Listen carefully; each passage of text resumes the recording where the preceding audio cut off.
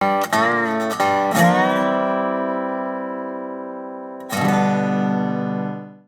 Coffee with Craig. I hope you're having a happy Monday. Hopefully none of you got caught up at the airport with a number of the protests, especially those of you who are traveling from one of the seven aforementioned countries, or forbidden countries, whatever you particularly you want to call it. Anyway, so today we are going to talk about executive orders. And my whole thing is we're hearing news story after news story about executive orders, and I'm waiting because when is it going to be our turn, Mr. President?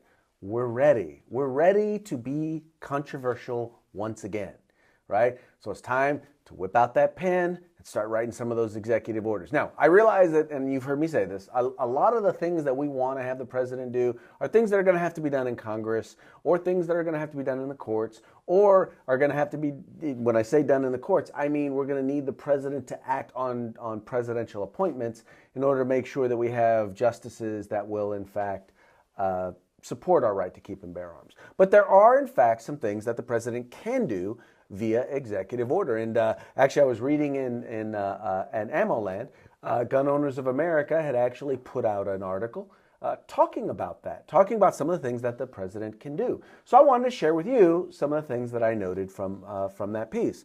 The first thing that the president can do is actually rescind the executive order by President Obama that created a lot of confusion about a year ago, which would have basically confused whether or not you were a dealer. Even if you sold even just one firearm, in some cases you could be labeled a dealer, and therefore you would have to go and get an FFL in order to be able to transact in firearms if you sell even one or more than one. So that's one thing that the President Trump can actually sign and get rid of. He can also remove the U.S. from the anti-gun UN Arms Trade Treaty. Now, this is one that basically, to a certain degree, gives our sovereignty over our gun laws and our ability to transact in firearms here in the United States over to the United Nations, which, by the way, we should never cede any of our rights, any of our sovereignty over to any foreign entity or power, especially not the United Nations. We can also talk about repealing the suspension of health privacy laws with respect to gun owners. That was one of the things that was in there, including repealing the executive order asking physicians to ask their patients about guns in their home. Now, you guys have all been there. If you've been to the doctor any time in the last few years, you've had your doctor ask you, well, are there any guns in your home? Do you own firearms or anything along those lines? This would, in fact, repeal that request. He could actually do an executive order restoring the gun rights of 250,000 law-abiding veterans. Now, these are veterans who may have someone else who is handling their financial situation, maybe someone else who's kind of managing their finances for them. Well, under President Obama, under the Obama administration, those individuals have been deemed to be mentally incompetent. Therefore, they have lost their gun rights. He could actually sign an executive order restoring their gun rights. Also, repealing President Obama's efforts to do the exact same thing to Social Security recipients. He basically wants to make it so that if someone else is handling your finances, and you're on Social Security, well, guess what? That means that you are no longer mentally capable of taking care of yourself. Therefore, you should lose your gun rights. Anyway, that's a list of just some of the things that President of the things that I know of so far that President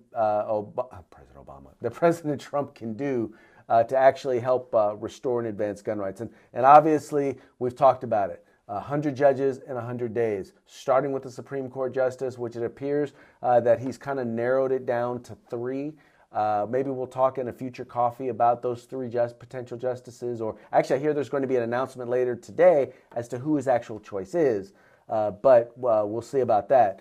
But in the event, we'll talk about whoever the potential nominee is or whoever they're looking at and see who will be best for gun rights. We'll talk a little bit about that. So anyway, those are things. So I want to encourage, remember, President Obama, 2A, President Obama. I'm sorry, that doesn't even it doesn't even taste right coming out of my mouth. But anyway, President Trump, executive orders protecting gun rights. Here's some things you can do, real simple. We don't mind being in the news, so go ahead, do it, get it done. Anyway, what do you folks have to say about executive orders today? It might help if I was actually on the right page. Here we go. So that's what happens when you open too many windows at one time.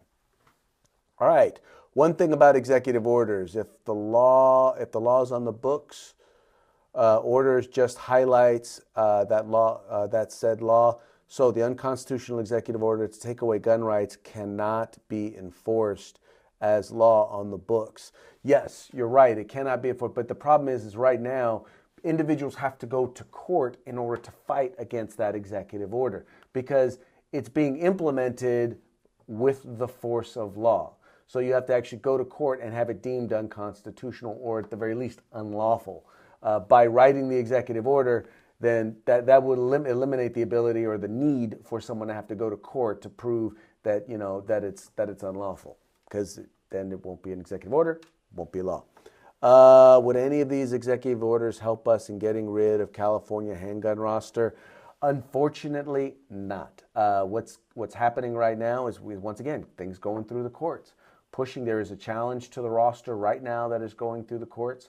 I think that, once again, having enough justices appointed at all levels, justices in particular who believe in the fundamental rights outlined in the Second Amendment, that is what will, in the end, make the difference when it comes to the handgun roster, at least as far as I see it right now. Let's see here. Judge Napolitano would be great. I know Governor Moonbeam is out next voting time. Yes, Governor Moonbeam will be out. Here's the sad part, and I got to tell you, he's been a mixed bag when it comes to gun rights. There's some things he's been good on, some things he's been bad on. But he's still been better. He was better than Schwarzenegger was. He was better than, Gray Davis just made sure that gun legislation didn't make it to his desk. But he was definitely better than Schwarzenegger was on this particular issue. Yeah, I know those of you out there who love the Schwarzenegger, love the Terminator. Yeah, no, he was not good on gun rights at all. Let's see here. Repeal the New York SAFE Act. Agreed. Folks in New York will probably agree with you. Legalize full auto weapons. That's from Tommy Clark. Good luck with that one. I feel you. Anyway, folks, that's it today for Coffee with Craig in terms of talking about the executive orders. Want to encourage you, if you guys have an idea for a future topic, go ahead and message us, and we'll do a little bit of research and see if we might be able to come up with some good stuff for you. So anyway, you folks take care. And if you like these updates, please share them with your friends and subscribe to our YouTube channel.